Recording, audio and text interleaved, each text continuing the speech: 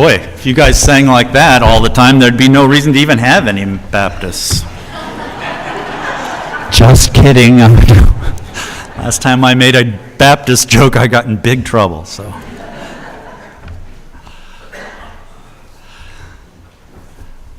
Our gospel lesson this morning comes to us from Mark, the 12th chapter, beginning in the 38th verse.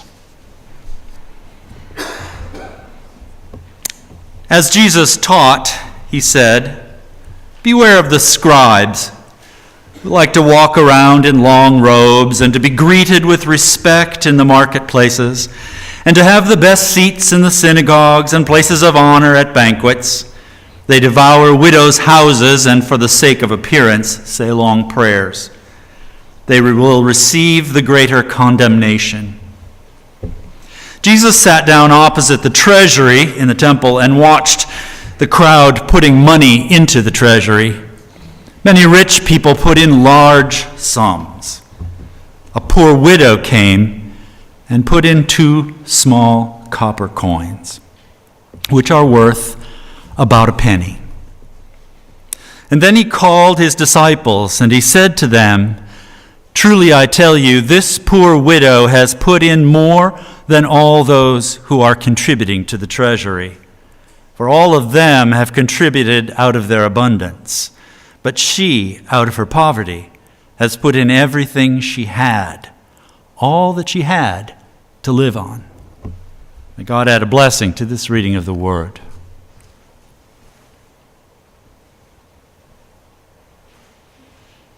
Okay, I know that I have told this story before, but, sometimes stories work for more than one sermon. So I'm not just one of those old guys who forget what he said and tells the same old story over and over again. When I was a child growing up along the shore of Lake Erie, there was a place down near the lake called the Cove. And it was a nice beach, but if you went up the creek that came into the cove, there was a pond.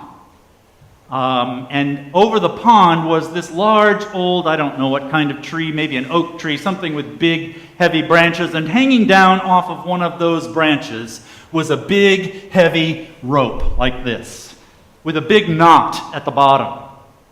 And one of the rites of passage in my childhood was the day when you could take that rope, climb up onto the bank at the side of that, and swing out over the pond, and at the exact right moment, let go and drop into the water. I was a person who was late to swimming, even though I grew up on Lake Erie. My sister was a lifeguard and was taught swimming, but I was afraid of the water. And still, I have to admit, am a little bit, though I now know how to swim. But I have to say that water that I can't see through scares me. Even go into the ocean, I'm always imagining what's under the surface that's going to grab me and carry me away. And the fact that I can't see anything without my glasses makes that all the worse. So when I was a child, it was worse. So I would go, the first time that I was old enough to do this thing, and all my friends were kind of egging me on that it was my time. So I got up and held that rope, and I leapt out into space, and I swung right out to that moment. And there's this moment. It's the optimal moment when you need to let go. If you drop off before you get to that moment, you land on the ground. And if you wait too long, you'll land on the ground. And I swung out, and I reached that optimal moment, and I said, "Let go." And then I swung back to the... And so then I took my turn, went around again, and went right out there, and I got to that optimum when I thought, "Oh, please, let go." And then I went back to finally on the third time, and after a lot of ribbing and shaming by my friends, I came out and I got to that optimum moment and I actually let go. And I thought to myself as I dropped into the water, what the heck have I done? I want you to think about that moment, because I know we've all experienced that moment. This is the moment when I have to do it. I have to let go. And then you either do or you don't. I think you need to know that experience. That moment of, this is it, I've got to do something. And it's maybe dangerous. But if I continue to hang on to what's safe, I'm just going to end up where I started. Because that notion, that experience, that feeling is at the core and heart of Mark's gospel.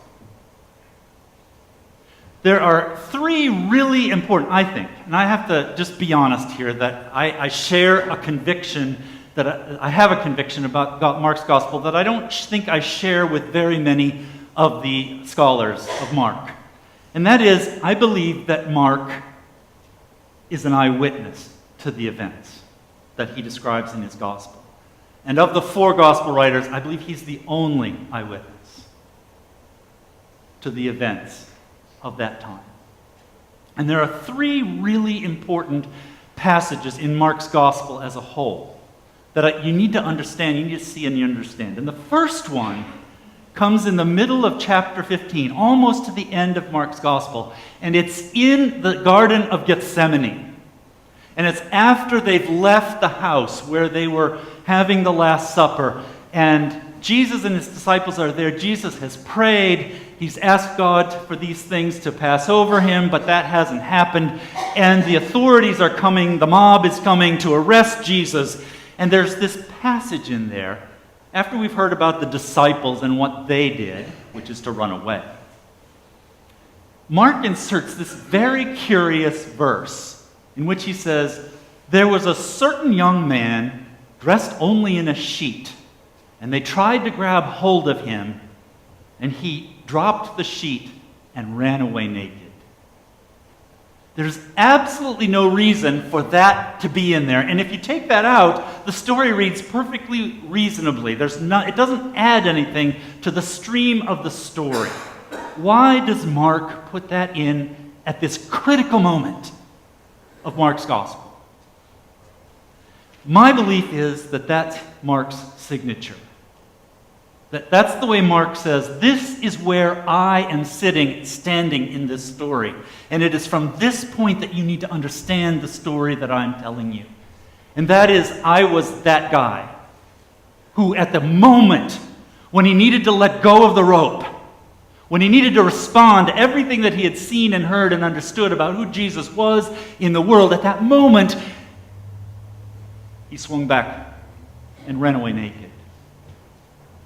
To run away naked is to be uncovered.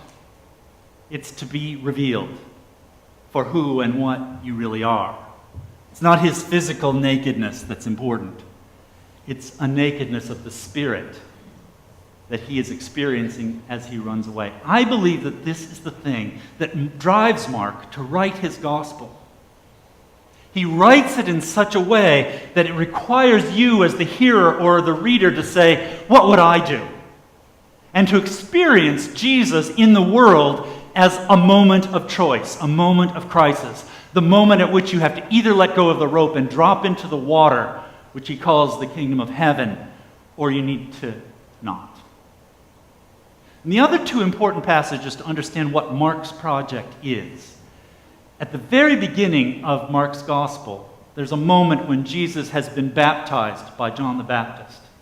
And he's coming up out of the water, and Mark tells us that the heavens were torn. And he uses a particular Greek word for torn. And when the heavens, that thing which separates God from humanity, when the sky is ripped asunder, there's a voice that says, "This is my beloved Son, in whom I am well pleased."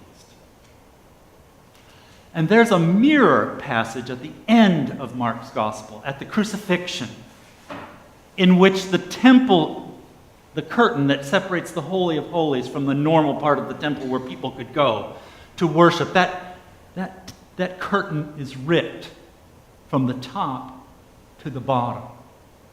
Again, that which separates the holiness of God from the normalness of humanity is ripped.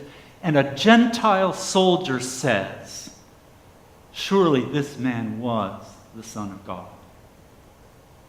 I believe that Mark's thing is that Jesus coming into the world represents a radical, unique tearing of the separation between heaven and earth. And that tearing, that ripping, that converging of heaven and earth that is in Jesus represents a moment of decision for every person who becomes aware of it and convinced of it. That moment of being out in the middle of space, am I going to do something about this, or am I not? Am I going to do something about this, or am I not?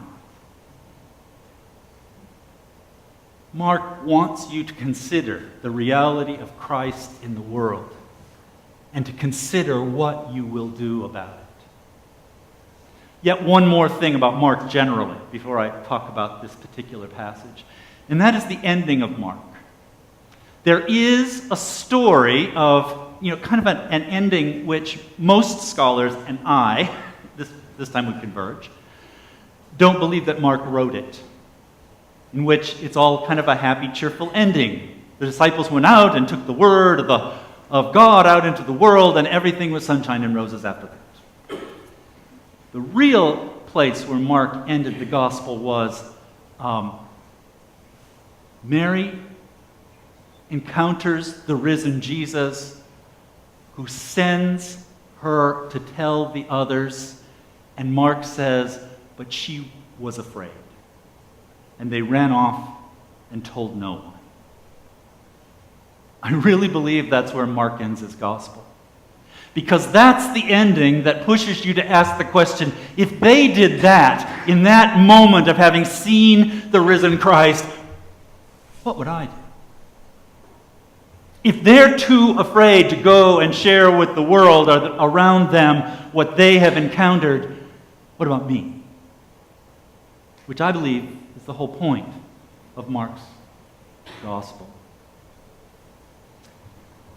In the passage that we had this morning, Mark tells about Jesus. He's teaching, presumably, in the temple. And he's to the people who are gathered around listening to them, he points across the room to some well-heeled looking characters who are dressed in religiously significant clothing and who seem to feel like they own the place. And he says, beware. Beware of the scribes. Because they like to make a big show of what they're doing. They give huge amounts of money into that, but they make sure that you hear every single gold and silver coin hitting the side of the pail and making its loud ringing noise. They want you to know what they are doing. But it's a show. They like to take the really important seats at banquets so that people see them and know what really virtuous and important and influential people they are. They accept the really honored seats right in the front. You'd think that people would be dying for these seats, but for the really important seats at the front of the synagogue, because they're seats of honor. He said they devour the homes of widows. We've talked about the importance of widows. Widows were people without status because they don't have a husband anymore. Widows who, if they didn't have a father who would take them back in, or if they didn't have a son who would care for them, or a brother who might give them shelter, they had nothing that they could call their own. Jesus says these people, they use legal methods, but immoral methods to take the homes of widows. They devour the homes of widows and then say nice, long, eloquent prayers in public for the sake of appearance. Think about these people, what it is that Jesus is suggesting about them. These are people who are engaged in the life of the community. They're engaged in the life, the ritual and spiritual life of the community. And they make it look as though they are doing something spiritual and religious and laudatory. But he's suggesting that they have another agenda. That they may give large amounts of money, but there's a payback for them. Jesus is suggesting that this is not so much a gift as it is an investment. That being seen in this context doing these things is an investment that they make in order to gain certain things of value to them. And presumably, if it's an investment, then they're expecting to get more out of it than they're putting into it, because that's the nature of investments, isn't it? And you've seen it, corporations who make a big deal about what they give to certain charities or certain, National Public Radio or National Public Television or and then they have their names on everybody's t-shirt. Or they have their names on the sign. Because it's not a gift. It's not generosity. It's a business investment. And if they didn't expect that it was going to pay off, they probably wouldn't do it.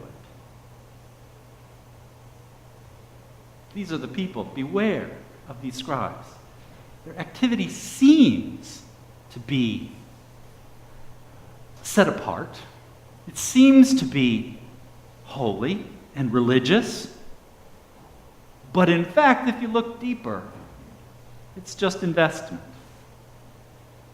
They're just using these forms in order to enhance their position in the community and put themselves in a situation and in a position in the society where they can profit. And then Jesus sees what maybe nobody else sees. He sees this poor widow coming along the line of those putting money into the big bucket in the temple, and he says, this woman. And they watch as she drops 2 small widow's mites, is what we call them now, but they're little pennies. They were like half a penny or a quarter penny in terms of their value, as we would understand that. She has 2 of them, and she drops them in, and they don't make a big ringing clink. They make a little kink as they go in, because they're made of copper, and they're about paper thin. I have one in my office if you're interested to see one. It said, these folks all give out of their abundance, and they're making an investment, and their actions in the world don't match their words in the holy place. This woman is giving out of her poverty. She's giving what she has, everything that she has to live on. In fact, everything that she is going into the big kettle. In fact, the only other thing she might do that would be more amazing than that, more radical than that, would be if she climbed into it. Because she is giving everything for this thing. Now, the simple understanding of that would be that Jesus wants us to know that it's more important that we give a higher percentage of our income than it is that we give a certain amount of money. And I want to suggest that I don't think this is primarily about money. I think the difference between these 2 sets of characters that Mark puts one against the other, that Jesus in the temple in his teaching puts opposite each other, is not the amount of money that they're giving. I don't think it's even about the percentage of money that they are giving. I think it's about a radical difference between the 2. Because the scribes that Jesus characterizes, not very positively, are not letting go of anything. They're giving large sums of money with the expectation that they'll pick it up someplace else. And in fact, they're giving nothing. They're not giving of their money. They're not giving of their bodies. They're not giving of their spirits or their souls. This is all just part and parcel of their everyday, real-world existence. They go and they do whatever scribes do, and they get paid for doing whatever scribes do, and they go doing things in the community, and then they go to worship, and then they give money in the big pot, and it's all part of real life. It's just all the things that a scribe does. Nothing for them really changes. Nothing is radically different before they give and after they give. The woman, on the other hand, has given up control. She has given up everything in her life that might give her a little smidgen, and the two of those little coins wouldn't be much, but a little smidgen of control over an uncontrollable world, and she has given that to God. And that's the thing that makes her different. That's the thing that Jesus wants to raise up, and that is that she is all in.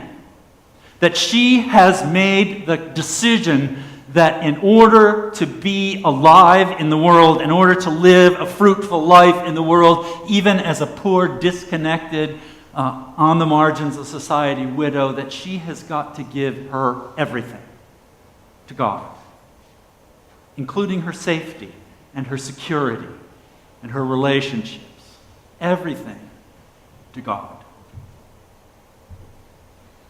That's the thing that Mark especially wants us to see in this teaching of Jesus.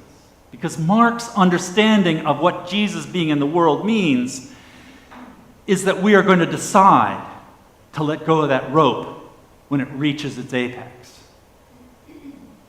That's the thing that the widow does when she drops her last 2 coins in, is that when she gets up there, it's like the rope is going right up over the pan, the bucket, whatever, in the temple, and that's the moment at which she lets go of the rope. Whereas the scribes are swinging out over the pond and swinging back over to the... Nothing changes. They don't let go. They don't really acknowledge that God is at work in the world and has a claim on their lives. When we talk about stewardship, we are talking about not just money, and not just a little time volunteering here and there, and not just what happens within the walls of this congregation. Stewardship is about a stewardship of our very existence.